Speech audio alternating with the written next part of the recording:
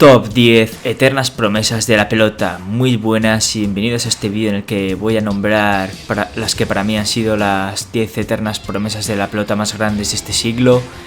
Normalmente las eternas promesas, este es un término que viene más bien del fútbol, de un deporte que ya lleva muchos años profesionalizado, pero la pelota a mano, por así decirlo, se profesionalizó o se convirtió en un deporte muy parecido a los deportes populares, sobre todo a partir del año 2000 o a partir de que se empezaron a televisar los partidos. Se profesionalizó sobre todo en el entrenamiento físico y en todas las metodologías de entrenamiento que hay ahora, por lo que esto provocó que ya no vale solo con el talento puro para llegar a estar entre los mejores. Hace falta una disciplina, un entrenamiento y llevar una vida de deportista. Por eso a partir sobre todo en este siglo, a partir del año 2000, empezaron a surgir pelotaris que tenían potencial para llegar a cotas muy altas, pero que al final por muy diferentes motivos no lo han llegado a serlo, ya sea lesiones, falta de profesionalidad y mil motivos puede haber, así que por eso, una vez aclarado esto, voy a empezar con el top. Número 10. En el número 10 coloco a Iker Tenta, un delantero que luego pasó a ser zaguero. Este pelotari de Barañén debutó muy joven en la temporada 2011 con 18 años prácticamente. Debutó muy verde, sin casi haber pasado por aficionados, por la categoría senior, y eso en los primeros años le pasó mucha factura. Eso le hizo quedar relegado a terceros partidos y a lo más bajo de lo que es el nivel profesional. Y al final le lastró mucho, le pilló en una época de crisis económica en España, que limitó mucho los festivales y eso le limitó mucho el número de partidos, y al final se vio durante varias temporadas atascado en partidos de promoción. A nivel de cualidades era un pelotari con cualidades muy interesantes, tenía mucho potencial, era un pelotari bastante largo, tenía dos manos muy sueltas, mucho golpe con las dos manos, era un delantero de potencia, era muy completo, pero luego en la toma de decisiones nunca llegó a alcanzar un nivel muy alto. Siempre falló en ese aspecto bastante, en la toma de decisiones. Luego en defensa a veces fallaba demasiado. Tenía todas las posturas, pero luego tampoco era el mejor rematando. No aprendió a rematar del 1, a ir a por la pelota. Tenía una volada de izquierda muy interesante al estilo Haka, pero no llegó a cuajar del todo como delantero. Sí que llegó a ser un buen segundo al final de su trayectoria. Estuvo desde la temporada 2011 hasta la 2016. Manejaba todas las posturas de aire, tenía una muy buena volea con las dos manos, de gancho según el día. Cuando tenía el día puede meter buenos ganchos, luego maneja medianamente bien las jugadas adelante, como la dejaba al dos paredes. Tenía su mano con las dos manos, pero al final se quedó ahí, le faltaba defensa. Tampoco era un ratonero del área, era más bien un delantero de golpe. Donde más destacó sobre todo es en el campeonato manomanista de segunda, que alcanzó un par de veces las semifinales. Una llegó contra Rezusta y casi le gana, perdió 22-19, el año que Rezusta ganó el manomanista de segunda. Luego otro año llegó a la semifinal y perdió contra Mendizábal, pero nunca alcanzó una final de promoción. Al 4,5 también jugaba bastante, pero estaba lejos el nivel de primera. Y luego a parejas, pues bueno, jugó tanto de delantero como de zaguero y no cuajó en ninguna de las dos posiciones. Aún así, al principio se le tenía como un delantero con muy alta estima, pero eso también viene a lo mejor porque en Navarra, como en esa época dominaba tanto, a lo mejor todas las promesas de Navarra se les sobrevaloró un poco porque Irujo de Lizola estaban arrasando en aquella época. Pero bueno, aún así, el que de 30 se esperaba bastante más de él, ya que era un delantero muy completo, con mucha pegada y mucho potencial, pero que al final no aprovechó bien sus cualidades y no supo ser competitivo a nivel profesional, por eso le coloco en el 10º puesto de ese top. Número 9. En el número 9 coloco a Mikel Larumbe, el zaguero vizcaíno, que debutó en la temporada 2013, en una época de gran sequía de zagueros, sobre todo en Asegarce. Llegó Mikel Larumbe con un zaguero muy potente y elegante, con muchas cualidades, que prometía, por así decirlo, cubrir ese déficit de Asegarce en la zaga. Al final, temporalmente cumplió las expectativas, destacó mucho en segunda, llegó a la final de promoción junto con Aguirre contra Gorka y Tolosa. y la perdió, pero demostró que tenía un potencial muy grande, tenía una pegada muy grande, era un zaguero alto, con una zurda muy elegante y muy segura y muy pegadora. Era mejor de izquierda que de derecha también, según el partido, le pegaba bastante, pero después tuvo lesiones, creo que tuvo un problema cardíaco, diversos problemas. Luego hizo un campeonato muy bueno con Bengochea en el Parejas de Primera 2017. Llegaron a la final. En la final sí que es verdad que no dio su nivel y Rezuste y Ribarría lo bombardearon y se lo comieron. Pero hizo un muy buen campeonato. Luego a partir de ahí estuvo unas temporadas jugando en Primera. Pero ya no recuperó ese nivel que tuvo en ese campeonato y poco a poco fue cayendo hasta acabar jugando terceros partidos. Y finalmente acabó fuera de profesionales.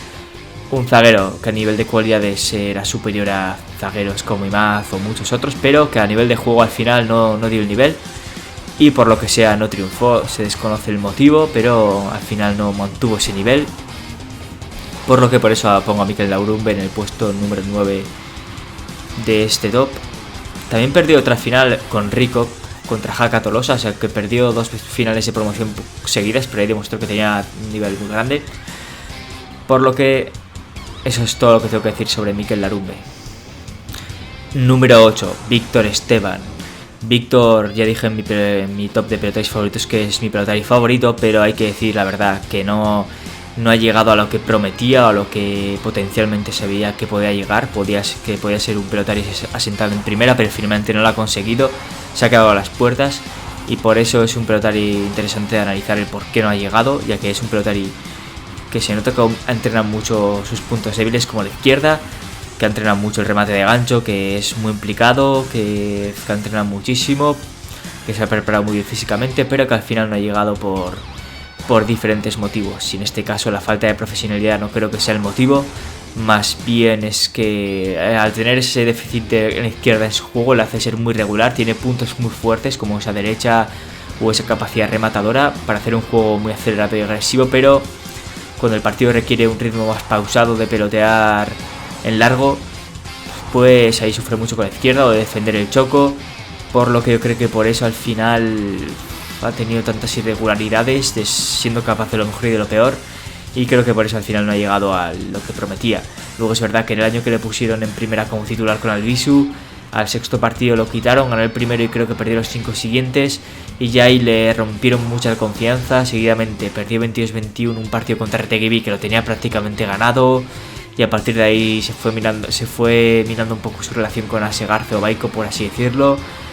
Y luego pues vino lo de la pandemia, la huelga, fue recuperado por Aspe. En Aspe parecía que renacía, le pusieron en San Mateos con Zabaleta, ganó, pero luego en el 4,5 Urtecocharo barrió de la cancha y al final a partir de ahí jugó en segunda con Gascue y a partir de ahí ha ido cuesta abajo y es muy difícil que vuelva a escalar posiciones en Aspe, ya que tendría que le tendrían que dar una oportunidad en el mano a mano de primera o de promoción, que gane el de promoción o que en primera hago de la sorpresa y se meta en semifinales o algo así, para que Víctor vuelva a estar en la lanzadera para ser un pelotari de primera, pero lo veo muy complicado.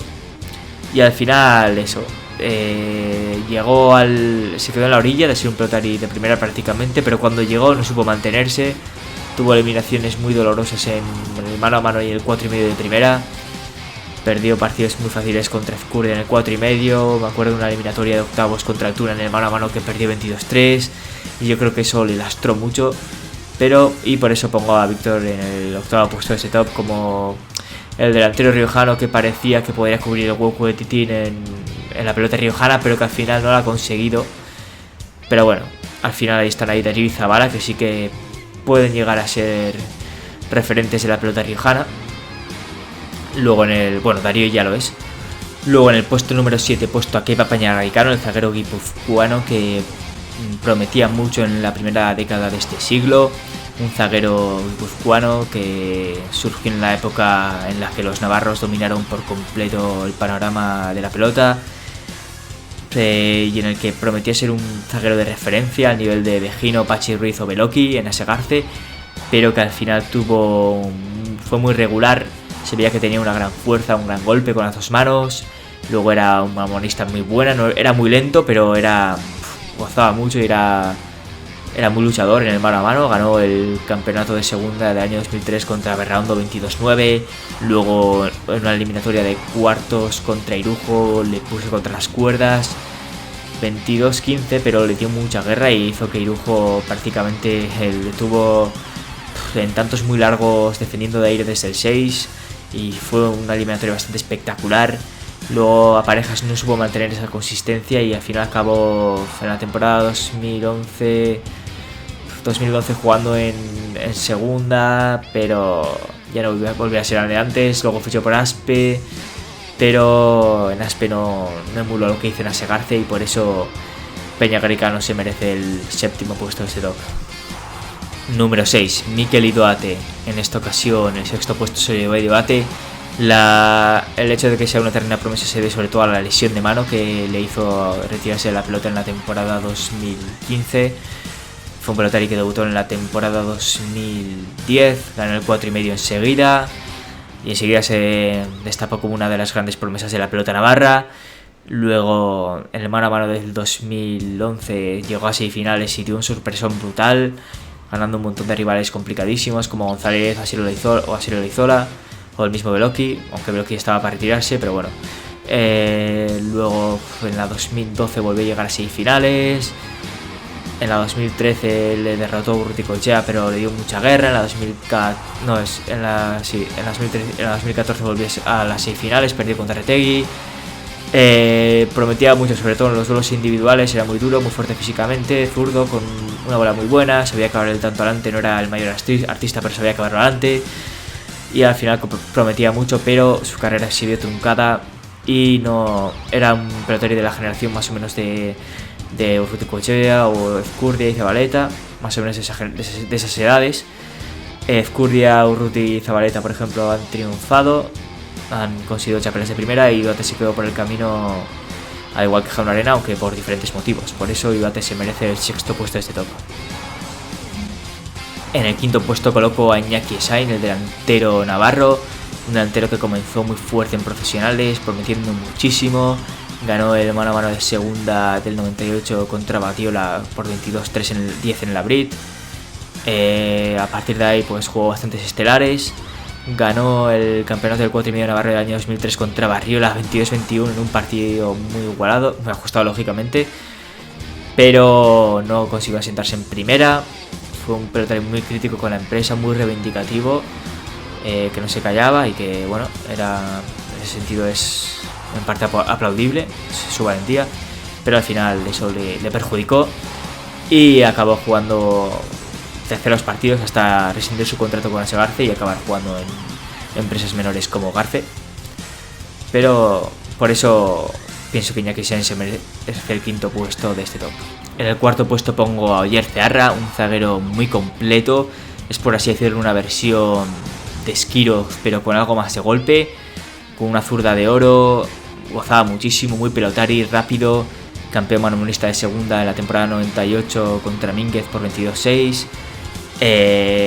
Estuvo muchos años jugando en la élite, fue uno de los mejores zagueros de Asegarce durante varias temporadas, jugó muchas ferias importantes, fue subcampeón de primera junto a Olaizola, pero las lesiones le impidieron extraer todo el potencial que tenía potencial para ser un zaguero de época, para marcar una década como zaguero, pero al final no logró ningún campeonato de primera y por eso pienso que su potencial fue desperdiciado. En este caso fue por las lesiones, por eso Oyer Cearra se merece el cuarto puesto de este top. Puesto número 3. En el puesto número 3 coloco a Jon Jaun Arena, un pelotari que debutó en la temporada 2011 y que pertenece a la generación de Zabaleta, Idoate o Ezcurdia.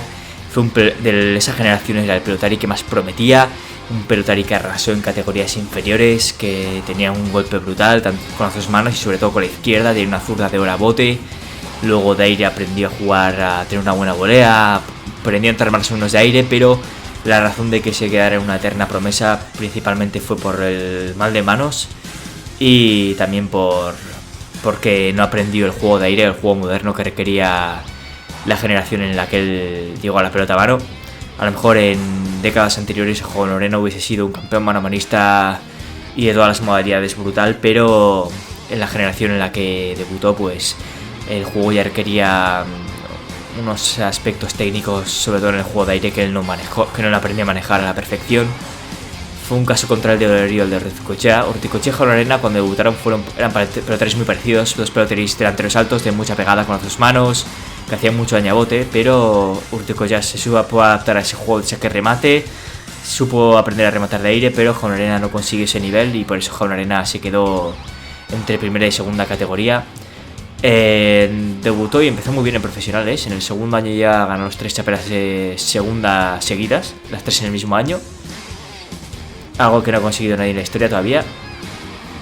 Pero a partir de ahí, pues en primera jugó de sustituto a algunos partidos en el campeonato de parejas de primera, pero no lo cogió del todo a parejas. Sobre todo a parejas de delantera era su mayor déficit. Luego mano a mano sí que tenía mucho potencial.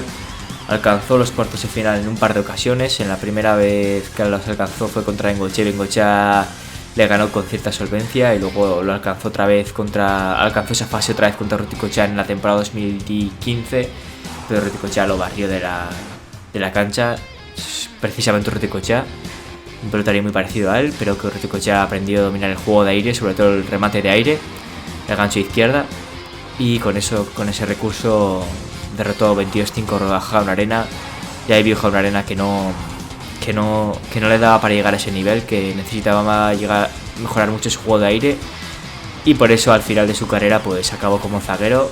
Y al final sí que era muy buen zaguero, tenía muy buenas cualidades para ser zaguero, tenía mucho golpe con las dos manos, una zurda muy segura y muy potente, pero finalmente los problemas de manos le hicieron que abandonase la pelota a mano muy pronto, con 27 años o así, o 28, por lo que finalmente se quedó en una promesa, en un pelotari que prometía ocupar, yo diría que hasta el hueco de Irujo o la plaza de Irujo en Aspe, pero finalmente fue Altuna el que ocupó esa plaza, y Ribarría en parte al principio también, y Ribarría precisamente en el último mano a mano que jugó Jaula Arena le ganó muy fácil 22-2, y ahí destrozó la moral de Jaula Arena para siempre, y es por eso que Jaula Arena se merece el tercer puesto de este top.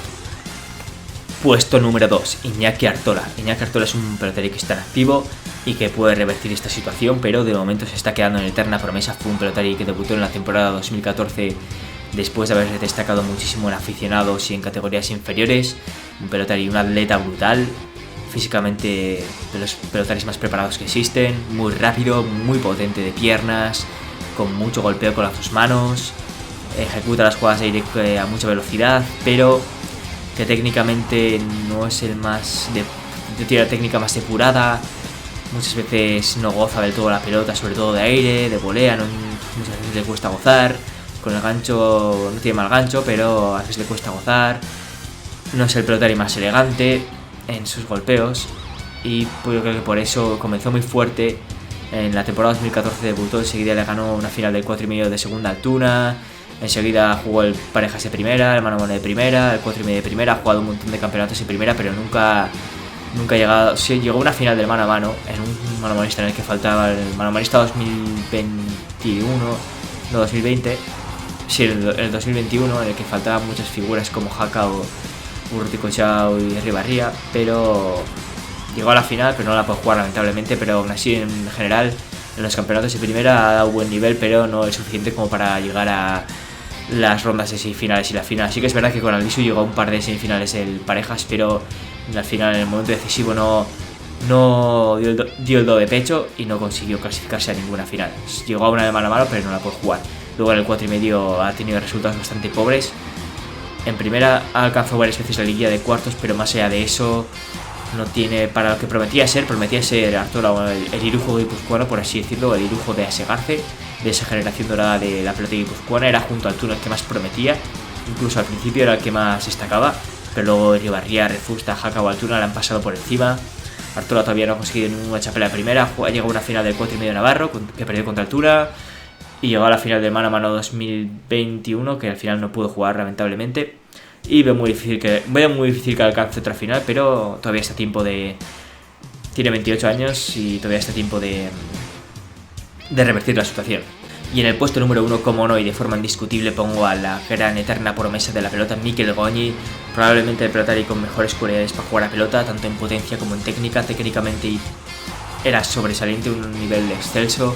En cuanto a potencia, tenía una potencia bestial con las dos manos, era una bestia de la naturaleza. Pero al final la falta de profesionalidad, la falta de entrenamiento, los kilos de más y todo eso le jugaron malas pasadas.